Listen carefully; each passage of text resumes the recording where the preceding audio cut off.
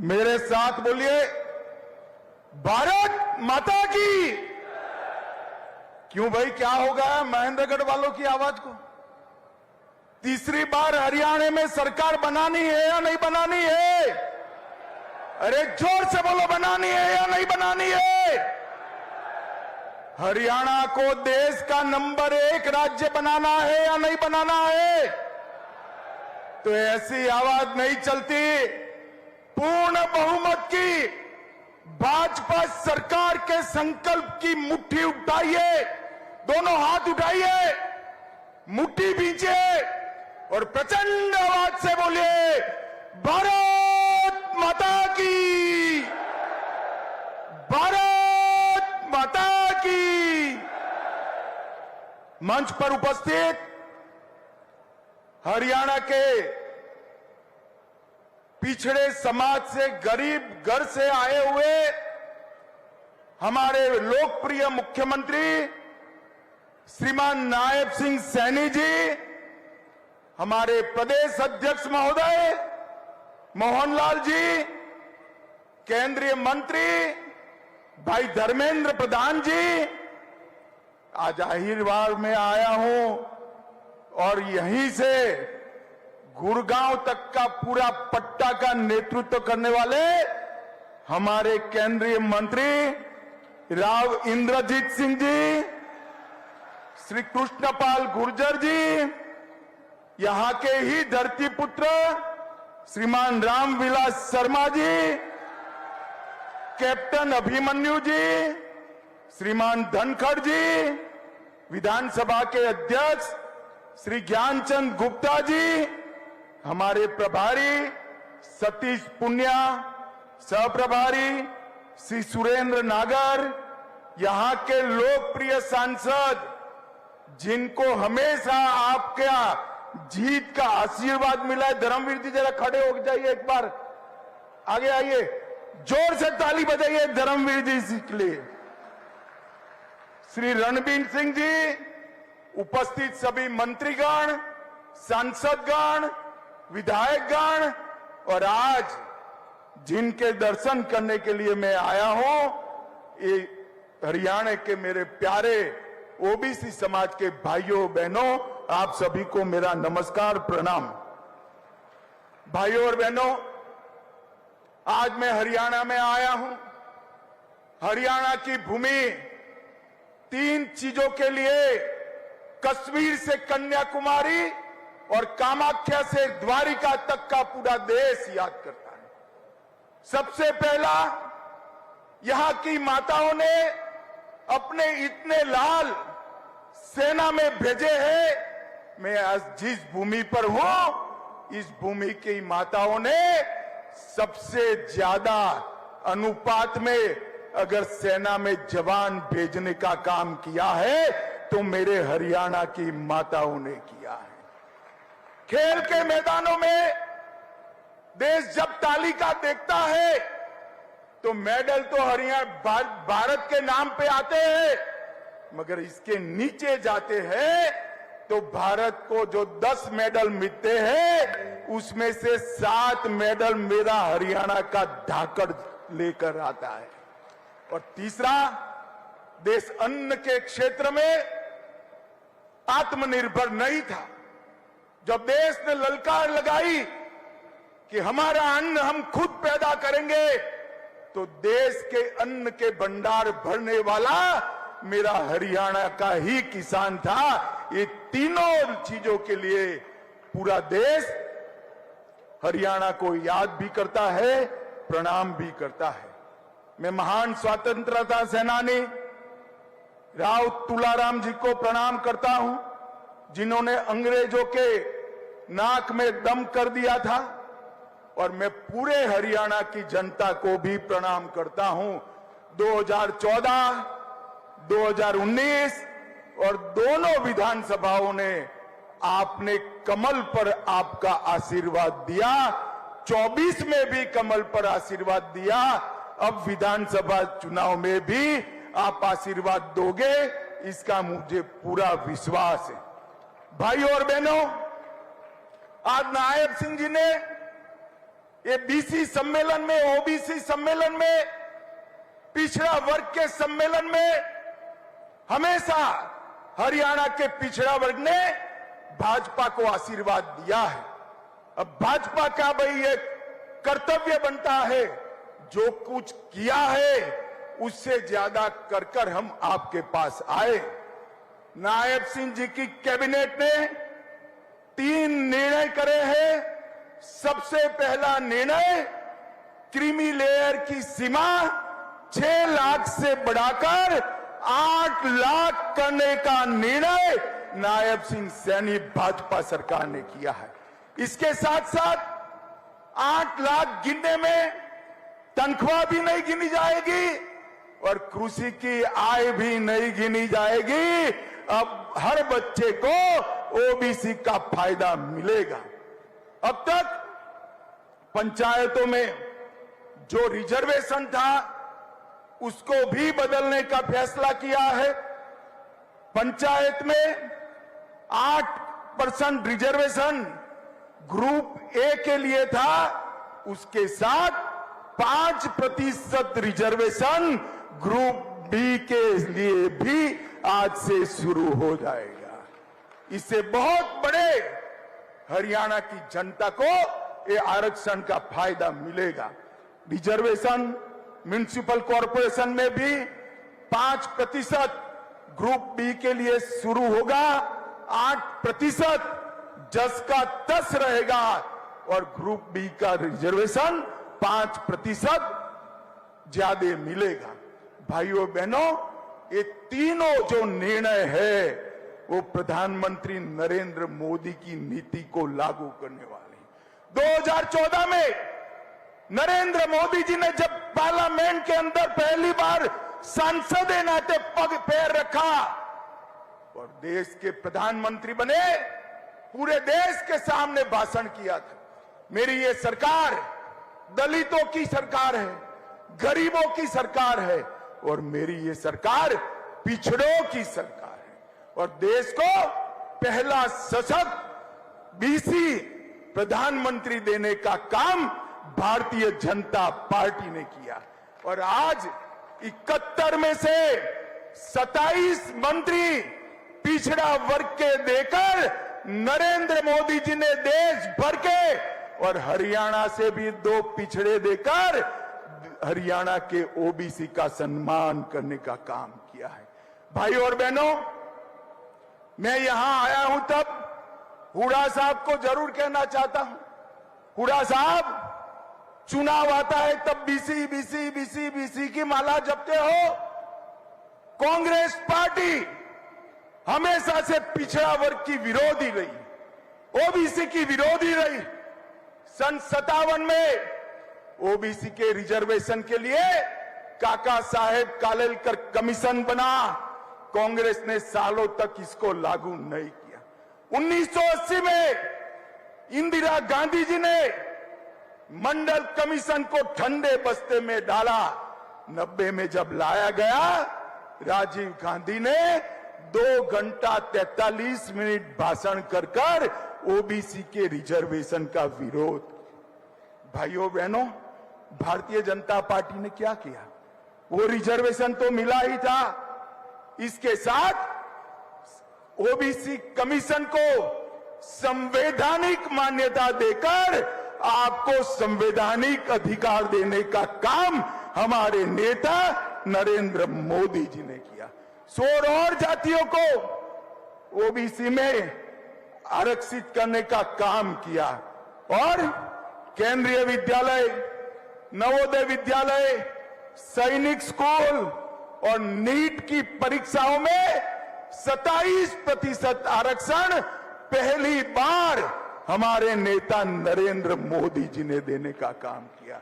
और creamy layer की limit को न सिर्फ बढ़ाया, इसमें से कृषि और तनख्वाह की आय को बाहर रखने का काम, ऐतिहासिक निर्णय नरेंद्र मोदी जी ने किया और आज से वो हरियाणा के बीसी को भी इसका फायदा मिलने वाला है। भाइयों और बहनों, हरियाणा में भी पिछड़े वर्ग के कल्याण की कई योजनाएं हुई हैं। सैनी जी ने वो बताया है, मैं डिटेल जाना नहीं चाहता हूं, परंतु मित्रों मैं इतना ही कहना चाहता हूं कि हमने हरियाणा में एक बीसी के बेटे को गरीब घर से, नायब सिंह जी खड़े हो जाइए, जोर से ताली बजाइए नायब सिंह जी के लिए, एक बीसी के बेटे को हरियाणा का मुख्यमंत्री बनाया है। अब इनके नेतृत्व में हरियाणा आगे बढ़ेगा। भाई और बहनों, कांग्रेस पार्टी ने जातिवाद और भ्रष्टाचार के सिवाय हरियाणा को कुछ नहीं दिया। भारतीय जनता पार्टी ने ईज ऑफ डूइंग करप्शन से ईज ऑफ डूइंग बिजनेस तक का फैसला भारतीय जनता पार्टी ने किया। कांग्रेस की सरकारें जब बनती थी, एक सरकार आती थी तो भ्रष्टाचार चरम सीमा पर पहुंचता था, दूसरी सरकार आती थी तो गुंडागर्दी चरम सीमा तक पहुंचती थी, एक सरकार आती थी तो एक जिले का विकास करती थी, दूसरी सरकार आती थी तो दूसरे क्षेत्र का विकास करती थी। भारतीय जनता पार्टी ने संपूर्ण हरियाणा का विकास करने वाली सरकार देने का काम किया। भाई और बहनों, आज हरियाणा देश में बासमती चावल का सबसे बड़ा निर्यातक बना। हर 10वां जवान हरियाणा से आता है। एमएसपी पर सबसे ज्यादा फसलें कोई अगर खरीदता है तो हमारी नायब सिंह सैनी की सरकार खरीदती है। गांव में लाल डोरे के भीतर मालिकाना हक देने का वाला पहला राज्य हरियाणा बना। पढ़ी लिखी पंचायतों वाला पहला राज्य हरियाणा बना। महिलाओं की 50% भागीदारी वाला पहला राज्य हरियाणा बना। हर घर में नल से जल पहुंचाने वाला पहला राज्य हरियाणा बना। पहला आयुष विद्यालय विश्वविद्यालय बनाने वाला राज्य हरियाणा बना। जीएसटी कलेक्शन में पर हेड सबसे ज्यादा करेक्शन मेरे हरियाणा का होता है। देश की अर्थव्यवस्था में सबसे ज्यादा योगदान पर कैपिटा अगर कोई करता है तो हरियाणा करता है। खाद्यदान में दूसरा नंबर, दूध के उत्पादन में तीसरा नंबर, सर्वाधिक सामाजिक सुरक्षा पेंशन प्रथम स्थान। मानकों को सुधारने में हरियाणा को 3 अवार्ड मिले और विश्व की 400 फॉर्चून कंपनियां आज कहीं पर है तो हरियाणा में है। कांग्रेस ने विकास के नाम पर कुछ नहीं दिया। भाई और बहनों, भारतीय जनता पार्टी की नरेंद्र मोदी सरकार और हरियाणा की सरकार ने गरीब को घर, गैस, बिजली, शौचालय, 5 लाख तक का मुफ्त इलाज और हर गरीब को 5 किलो मुफ्त अनाज देने का काम भारतीय जनता पार्टी की नरेंद्र मोदी सरकार ने किया। और आज अभी मैं आया, रास्ते में अखबार देखता था, कल हुड्डा साहब ने घोषणा की है हरियाणा के गांव-गांव जाकर कांग्रेसी हिसाब मांगेगा। हिसाब मांगे हरियाणा। हुड्डा साहब, हम क्यों डेबिट रखें? मैं तो हिसाब लेकर आया हूं और यहां से चुनौती देता हूं हुड्डा साहब, हमारे 10 साल और आपके 10 साल का हिसाब लेकर हरियाणा की जनता के पास जाइए। और आज मैं हरियाणा के भाजपा के एक कार्यकर्ता का आह्वान करना चाहता हूं। हिसाब वो क्या मांगेंगे हम लेकर जाएंगे। हुड्डा साहब सुन लीजिए, मैं बनिया का बेटा हूं, पाई पाई का हिसाब लेकर आया हूं, पाई पाई का हिसाब। आपने 10 साल तक ऊपर और नीचे कांग्रेस की सरकार बनी, हरियाणा को क्या दिया? सिर्फ 41,000 करोड़ रुपया दिया। भाई और बहनों, कितना दिया? 41,000 करोड़। जोर से बोलो, रटना चाहिए। कितना दिया? और नरेंद्र मोदी और मनोहर लाल की सरकार 10 साल चली, इन्होंने 259 लाख करोड़ रुपया देने का काम नरेंद्र मोदी सरकार ने, आपसे 6 गुना पैसा हरियाणा को देने का नरेंद्र मोदी जी ने काम किया है। आप हिसाब लेकर आइए, एक चौराहा तय करिए। हमारे मुख्यमंत्री को आने की जरूरत नहीं है, हमारा युवा मोर्चा का प्रदेश अध्यक्ष आकर आपसे 2-2 हाथ करने के लिए तैयार है।